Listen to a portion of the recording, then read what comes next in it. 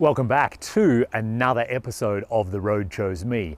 I'm Dan Grech, and on today's episode, I'm going to dive into the top 5 myths related to vehicles when you're setting out to drive around the world. So when I drove the Pan American Highway, when I drove all the way around Africa, I met a ton of people doing the same thing, and I learned a whole bunch about what you need in a vehicle and what people are really using to drive around the world. Then I got back to North America and I toured a whole bunch of Overland shows. And there was this enormous disconnect between what people thought you needed versus what you actually need and what it's really like when you're on the road. So if you're interested to know about that disconnect and the top 5 myths, let's dive into it right now. The first myth that I see talked about all the time in overland circles is this idea that only certain vehicles can be driven around the world. And especially here in North America, people go to enormous lengths to try and import diesel Land Cruisers or Land Rovers, or even big enormous Unimogs or big box trucks if you're into that kind of vehicle. And people assume you have to have a dedicated 4-wheel drive or some sort of, platform that can be built upon. And I'm just going to say right now, that's complete nonsense. When I drove Alaska to Argentina, I met people driving bone stock VW Jettas. I met guys driving an old rusty Subaru. I met people driving all kinds of vehicles. My friends Brad and Sheena from Drive Nacho Drive, they drove an old VW van, a Westphalia, around the entire world. They'd been to more countries than I have. That thing was bone stock, 2-wheel drive, just an old VW van, the entire world. I told you I bumped into Laura driving an old Morris Minor down the east coast of Africa. She had an amazing trip. In fact, East Africa has been driven in a stretch limousine. So people have driven all kinds of vehicles around the world. It's complete nonsense to think that you have to pick from kind of one of 5 or one of 10 if you really want to get out and have adventures. All that you need is a vehicle that will move under its own power, and you can go and have adventures. Obviously, the one you pick will determine a few things, whether you can get really remote or whether you can, do some crazy 4-wheel driving. But if you really just want to get out there and experience cultures and meet new people, literally any vehicle will get the job done. The next myth that I feel like I need to debunk is this idea that your trip around the world is going to be about your vehicle, or that somehow the vehicle you drive is going to be the most important part of your trip. And I know we love getting into brand wars. I drive a Jeep, and so Toyota guys are always razzing me and I'm always razzing Land Rover guys. And that's fun and all, but the reality is the vehicle you drive, it's just not that important, and it isn't the most important part of your trip. And this became really evident to me whenever I would bump into other overlanders. I remember meeting a Swedish family who drove the whole of West Africa in a Nissan that I'd never really seen on the road before. And within sort of 10 minutes of meeting them and let's camp together, let's cook dinner together, I kind of asked a few questions. I'm like, oh yeah, is it gas or diesel? How's it been going for you? And they said it's been great. After that, we never talked about vehicles again. We hung out for 24 hours. We talked about all the amazing places we'd been, what the borders were like, how we were getting visas, how we were learning the local language, which foods had been our favorite, the waterfalls, the mountains, the rivers, the lakes, the oceans, all of the things to do with our trip and all the amazing experiences we were having. They were what really matter, and they are what define your trip. And in my opinion, they're the whole reason to leave home in the first place and set out on some sort of enormous trip. The actual vehicle that you drive, it's a thing. You do have to use it every day. It is an important piece of equipment that you have with you, but it doesn't define the trip, and it isn't central to the trip. And in fact, when I drove Alaska to Argentina, my little Jeep was so small and so cheap. If it had gotten stolen or if it had burnt to the ground, my backup plan all along was to buy some cheap local motorbike and just keep going. Because after all, going is so much more important than the actual vehicle that you're using to go. So don't fall into the trap of thinking that your vehicle will define your trip or that it will be the most important part of the trip. It's just a tool. Use it, enjoy it, but get out there and have adventures. Meet new people, learn new languages, try new foods. That's the core of overlanding.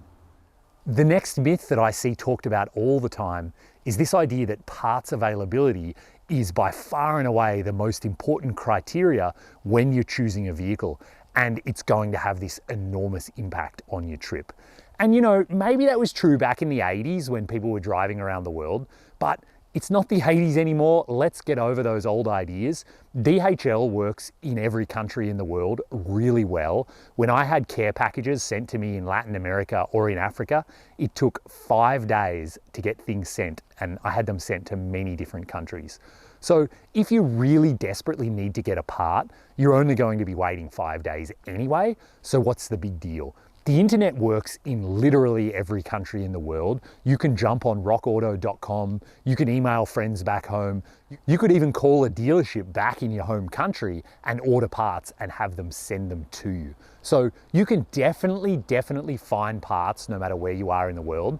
And also too, dealerships, they're much bigger and more plentiful than they used to be. So finding parts, it isn't like this huge ordeal or this thing that you need to really stress about. It's just part of the trip and you'll deal with it.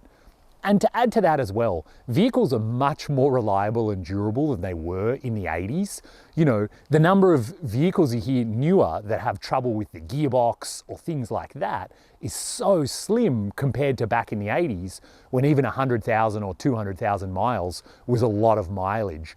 Our engineering has come a long way, and so vehicles are much more reliable. I met tons of people driving around Africa who never really had to worry about spares at all. You just do some good maintenance, there's no reason to think you're going to have a major failure that'll be some annoying problem.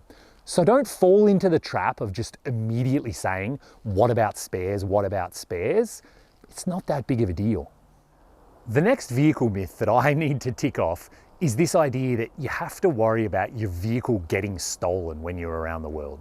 And yes, it could happen, it certainly is possible, but it turns out it's probably much less likely than it is when you're in your home country. So when I was in Mexico, a friend who's from Mexico explained it to me, and he said, look Dan, your Jeep has Canadian plates on it. It's clearly not from around here. If somebody steals it and tries to drive it somewhere, the very first roadblock they drive through, they're going to get arrested on the spot for driving a vehicle that's clearly foreign. They'll get thrown in jail, and then over the coming weeks, the police will try to figure out what's going on. Why are they driving this foreign vehicle? So nobody really wants to steal it. The other big problem is, even if they did steal it and managed to get it back to their shop or something, this thing, it's got a weird VIN number. It's not a local vehicle. So it's not like they can just walk in somewhere and register it and magically now drive it around as if it's theirs. So it turns out in foreign countries, people aren't really interested in stealing your vehicle because it's just too obvious. It's too clearly not a local vehicle. Would they rather steal something that's foreign and difficult to register and gonna make them stick out like a sore thumb? Or will they just go steal a regular local vehicle they can blend in and nobody will really know if it's theirs or not? So when you're setting out to drive around the world, don't be so focused on the idea that your entire vehicle might get stolen. It is possible, but it's really not that likely. Smash and grab, where they're just going to break a window and grab whatever they can get their hands on. Yes, that is a thing that does happen in some countries to some overlanders, but the number of people who've had their entire vehicle stolen, it is exceedingly low. And the fifth and final myth for today is the idea that you need more power in your overland vehicle. So there's no doubt about it, marketing are all about power and torque these days. You know, Jeep just announced they're gonna have a 6.4 litre V8. The new Bronco, everyone's talking about how much power it has because it has turbos. And those figures are always quoted when it comes to car sales. But the simple fact is, when you're going around the world, you're there because you want to enjoy yourself. You want to look around, you want to see things. You're probably going to be driving on pretty small roads. You're simply not going to be able to drive fast, and you absolutely don't need more power or more torque. Like I said, people have gone around the world in old VW vans, probably with like 40 horsepower. The little Jeep I drove to Argentina officially had 90 horsepower. It was a 4-cylinder, and there was never once I wished that I had more power. So if you're thinking about adding a supercharger or doing a V8 swap or something like that to get more power, think long and hard about it, because on a trip around the world or a big long overlanding trip, even if you're heading up to Alaska, it's just not something that you're going to need. And all of those things, they're going to reduce your reliability for sure. They're going to add heat under the hood. They're going to cost more money. All of those are things you want to avoid. So if you're really genuinely looking to have a vehicle to go on some massive adventure, keep it simple, keep it stock. Don't even worry about the horsepower figure. Chances are you're just bumping along at 20 or 30 miles an hour anyway, trying to get to the most beautiful lake you've ever seen in your life. Nobody ever wanted more horsepower to do that. So I hope that video has been helpful, and I hope it gets you thinking about more options when it comes to driving around the world and getting out there and having massive overland adventures. You don't just have to go with what all of the big sponsored people with $100,000 vehicles are driving. You can do it in a cheap vehicle and you can have an amazing trip. It doesn't even really matter what badge is on the front of the vehicle. So if it's been helpful, please hit the thumbs up button, subscribe to the channel. As always, a big thanks to my Patreon supporters. From just $2 a month, you can help me bring these videos to you and teach you everything that I've learned about driving around the world. So until next time, stay safe out there. Hopefully we can get out and keep having adventures, and maybe I'll bump into you on the road.